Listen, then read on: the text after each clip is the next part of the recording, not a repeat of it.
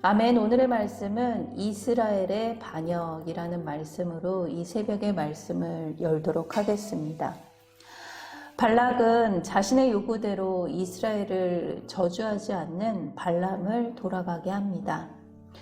발람은 돌아가기 전에 또 다른 예언을 하게 됩니다. 이 예언은 이스라엘을 저주하려 했던 모압 왕 발락이 오히려 멸망하게 될 것이라는 예언을 하게 됩니다.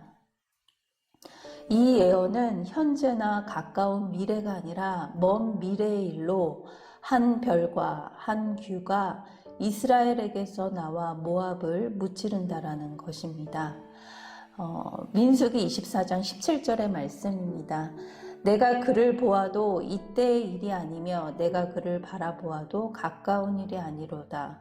한 별이 야곱에서 나오며 한 규가 이스라엘에게서 일어나서 모압을 이쪽에서 저쪽까지 쳐서 무찌르고 또 셋의 자식들을 다 멸하리로다. 이스라엘은 하나님의 택하신 백성으로 세상의 모든 민족의 그 운명을 결정할 수 있는 그 특별한 위치에 있는 자들로 하나님께서 세우십니다. 하지만 오늘 말씀을 통해서 하나님께서 택하신 백성들이지만 그들도 하나님의 심판을 받을 수 있음을 보여주십니다. 이스라엘이 시딤에 머물러 있을 때 백성들이 모압 여자들과 음행하기 시작합니다. 그것은 모압 여자들이 자신의 신들인 바알에게 제사를 할 때에 이스라엘 백성들에게 청하였기 때문입니다. 1절과 2절의 말씀입니다. 이스라엘이 시딤에 머물러 있더니 그 백성이 모압 여자들과 음행하기를 시작하니라. 그 여자들이 자기 신들에게 제사할 때 이스라엘 백성들을 청하매 백성이 먹고 그들의 신들에게 절함으로 하나님이 부올산 꼭대기에서 이스라엘을 저주하려던 그 발람으로부터 그들을 지켜주셨습니다. 하지만 같은 자리에서 이스라엘 백성은 그 정욕과 탐식 그리고 우상 숭배로 하나님을 배신하는 사건이 일어나게 됩니다. 이처럼 이스라엘이 넘어진 것은 외부적인 요인도 있었지만 궁극적으로 그들이 품은 욕망 때문입니다. 함께 묵상하길 원합니다. 나를 위기로 몰아넣은 나의 숨은 욕망은 무엇입니까? 나는 어느 부분에서 항상 같은 부분에서 넘어지는지 또 나의 약한 부분은 무엇인지 묵상하길 원합니다. 이 사건으로 인해서 여호와께서 진노하셔서 모세에게 바알 부올에 가담한 그 백성들의 수령들을 잡아 목매달면 하나님의 진노가 그칠 것이라고 말씀하십니다. 3절에서 4절 말씀입니다. 이스라엘이 바알 부올에게 가담한지라 여호와께서 이스라엘에게 진노하시니라. 여호와께서 모세에게 이르시되 백성의 수령들을 잡아 태양을 향하여 여호와 앞에 목매어 달라. 그리하면 여호와의 진노가 이스라엘에게서 떠나니라. 백성에게 거룩한 삶을 가르치는 그 사명을 다하지 않는 그 백성들의 지도자들에게 그 수령들에게 하나님은 그 책임을 물으십니다.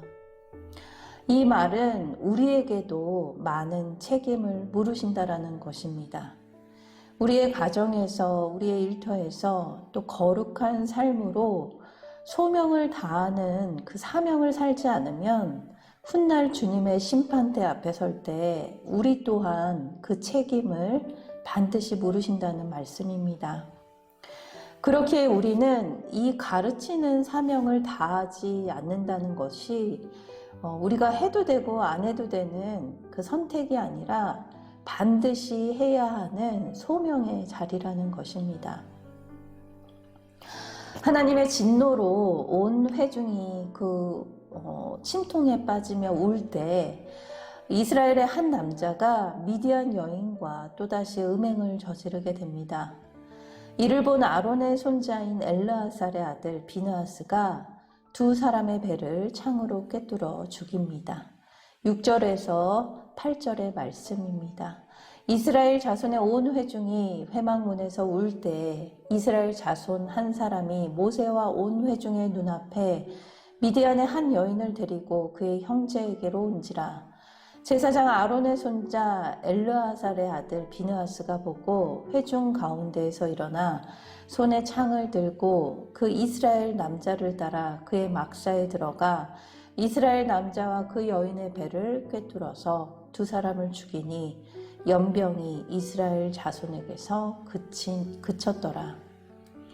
하나님은 비느하스가 하나님의 진노를 돌이키게 했다고 합니다. 이 일로 인해서 평화의 언약, 곧 그와 그의 후손에게 영원한 제사장의 직분의 언약을 주십니다. 11절에서 13절의 말씀입니다. 제사장 아론의 손자 엘르아살의 아들 비느하스가 내 질투심으로 질투하여 이스라엘 자손 중에서 내 노를 돌이켜서 내 질투심으로 그들을 소멸하지 않게 하였도다. 그러므로 말하라. 내가 그에게 내 평화의 언약을 주리니 그와 그의 후손에게 영원한 제사장 직분의 언약이라. 그가 그의 하나님을 위하여 질투하여 이스라엘 자손을 속죄하였음이니라. 이처럼 공동체 지도자들이 거룩을 위한 그 분별을 하고 사명을 어떻게 감당하는지에 따라 하나님은 그 백성에게 심판 혹은 축복을 주십니다. 그래서 그 공동체 지도자들이 굉장히 책임이 크고 아주 중요한 위치에 있는 것입니다. 함께 묵상하길 원합니다.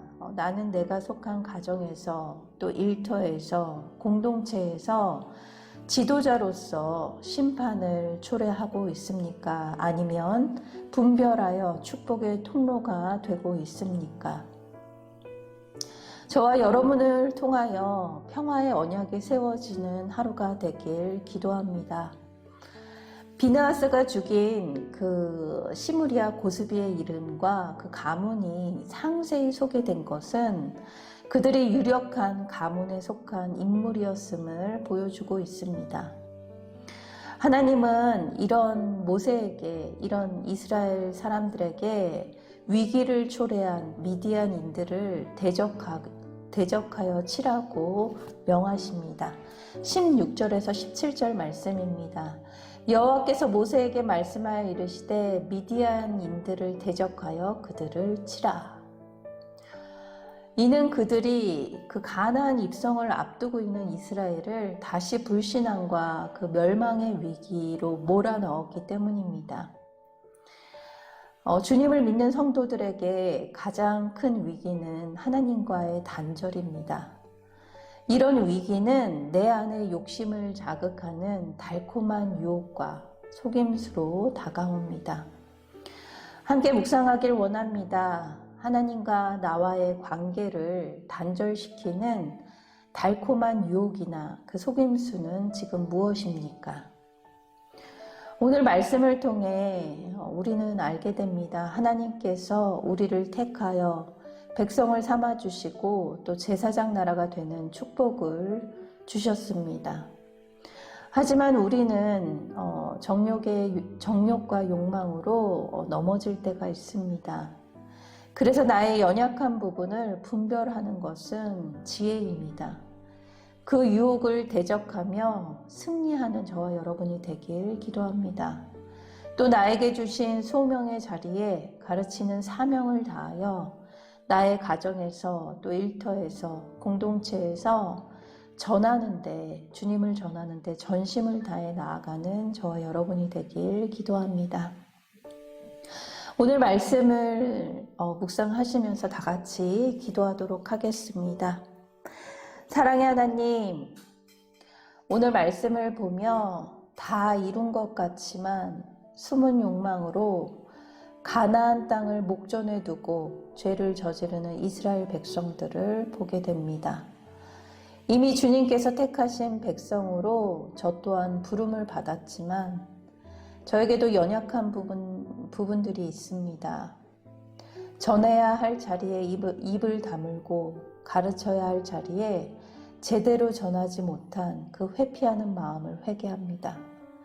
제게 속한 가정과 직장과 교회 공동체에서 하나님의 말씀을 잘 듣고 분별하는 지도자로 또 축복의 통로로 인도하여 주시옵소서.